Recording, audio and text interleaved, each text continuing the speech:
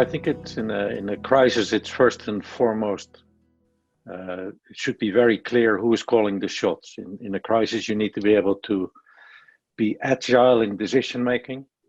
So when it comes to operational decisions on how a company responds to a crisis, you clearly want to put management in the lead. When it comes to the potential impact that the crisis could have either on strategic choices or, well, depending on the position of a company, even more existential threats, then clearly the directors, the supervisor, the non-executives should be strongly involved, and the chair should be in the lead of that. So I think it's first and foremost a matter of let's make sure we agree which level in the organization is responsible for what. Then as a board, you would hope that they support management in dealing with the operational fallout from the crisis, that they ensure that the resources are available and that if they need advice, they can come to the board. For the strategic one, you really as a board have to get very close to the organization to make sure that in case of existential choices that need to be made, all the board members are well informed and can quickly step into the conversation, even when that emerges.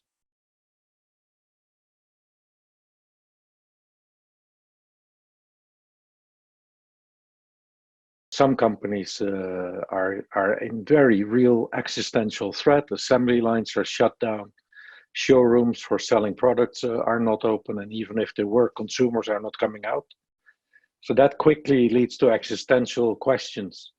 At that point, I would say ESG probably takes a back seat. It's really about managing the cash position, managing that where supplies still are able to come through, that they do come through.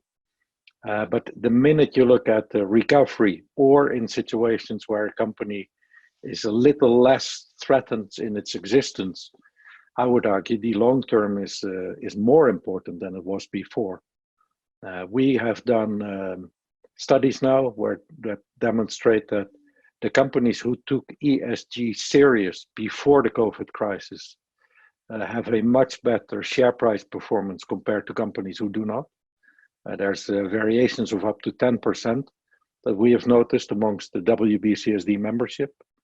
The Edelman Trust Barometer has indicated that it's very important that employers take a responsible role. They are seen as the most important source of information for employees.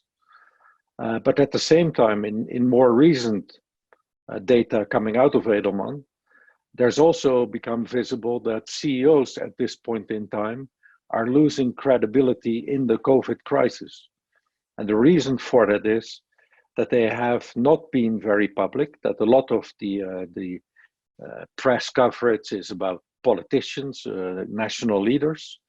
But I think it's crucially important that as we return back to normal, whatever normal may become, that leaders in companies really become more visible and guide their employees, their suppliers, but eventually also their customers when they come back to their shops or showrooms or whatever it may be.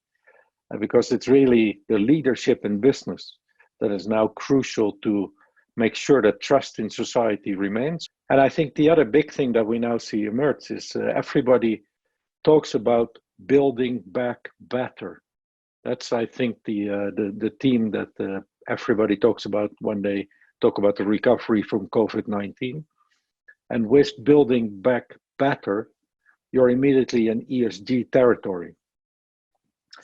Specifically on COVID-19, I would expect the S in the ESG will become a much more important factor.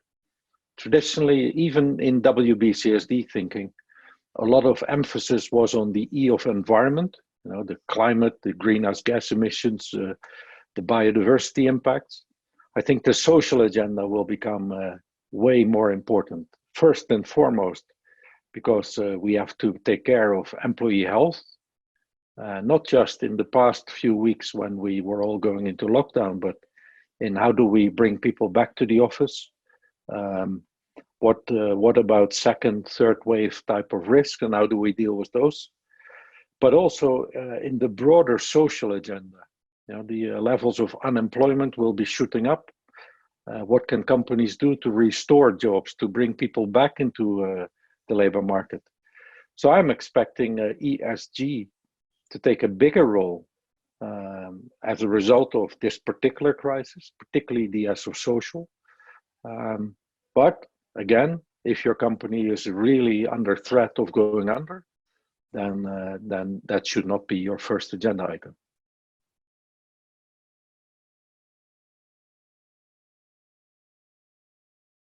I think it was Churchill who once said, "Never waste a crisis."